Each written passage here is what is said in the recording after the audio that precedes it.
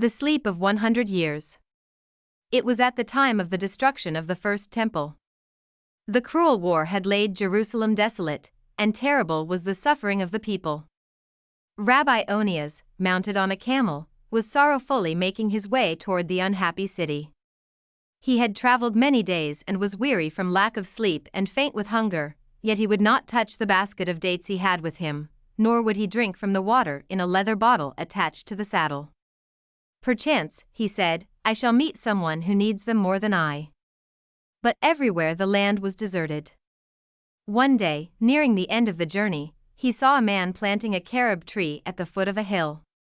"The Chaldeans," said the man, "have destroyed my beautiful vineyards and all my crops, but I must sow and plant anew, so that the land may live again."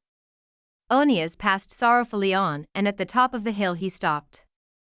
Before him lay Jerusalem, not the once beautiful city with its hundreds of domes and minarets that caught the first rays of the sun each morning, but a vast heap of ruins and charred buildings.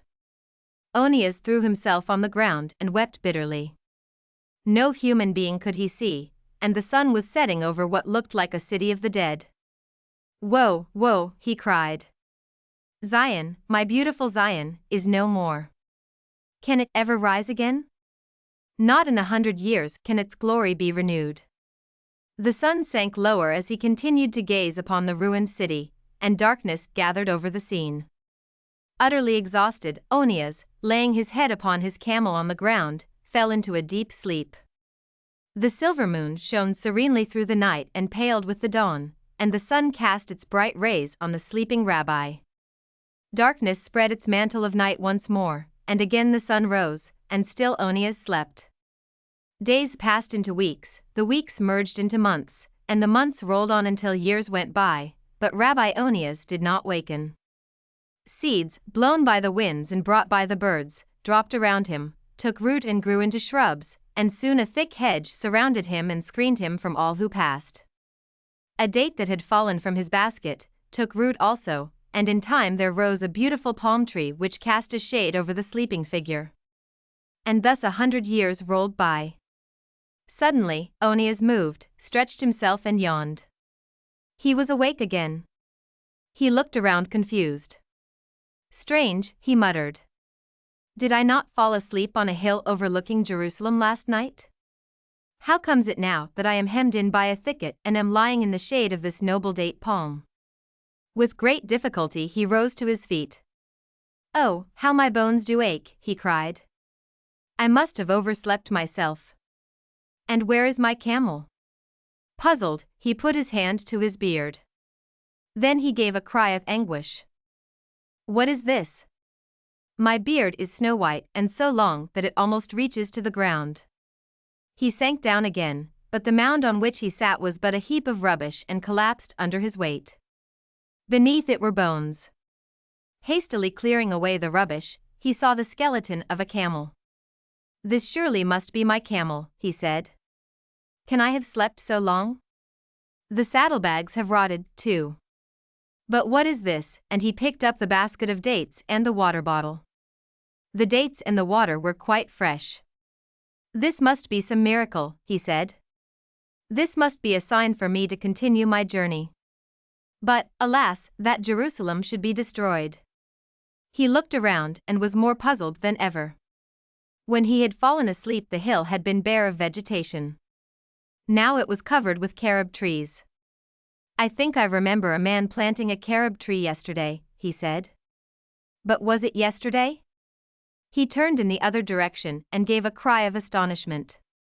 The sun was shining on a noble city of glittering pinnacles and minarets, and around it were smiling fields and vineyards. "Jerusalem still lives," he exclaimed. "Of a truth I have been dreaming that it was destroyed. Praise be to God that it was but a dream." With all speed he made his way across the plain to the city. People looked at him strangely and pointed him out to one another, and the children ran after him and called him names he did not understand. But he took no notice. Near the outskirts of the city he paused. "Canst thou tell me, Father," he said to an old man, "which is the house of Onias, the rabbi?" "'Tis thy wit, or thy lack of it, that makes thee call me father," replied the man. I must be but a child compared with thee. Others gathered around and stared hard at Onias. Didst thou speak of Rabbi Onias? Asked one. I know of one who says that was the name of his grandfather. I will bring him. He hastened away and soon returned with an aged man of about 80.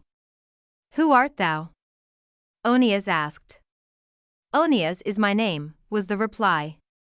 I am called so in honor of my sainted grandfather, Rabbi Onias, who disappeared mysteriously 100 years ago, after the destruction of the first temple. 100 years, murmured Onias. Can I have slept so long? By thy appearance, it would seem so, replied the other Onias. The temple has been rebuilt since then. Then it was not a dream, said the old man. They led him gently indoors, but everything was strange to him. The customs, the manners, the habits of the people, their dress, their talk, was all different, and every time he spoke they laughed. Thou seemest like a creature from another world, they said. Thou speakest only of the things that have long passed away. One day he called his grandson. Lead me, he said, to the place of my long sleep. Perchance I will sleep again. I am not of this world, my child. I am alone, a stranger here, and would fain leave ye.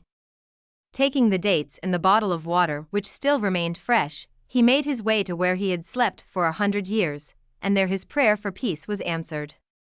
He slept again, but not in this world will he awaken.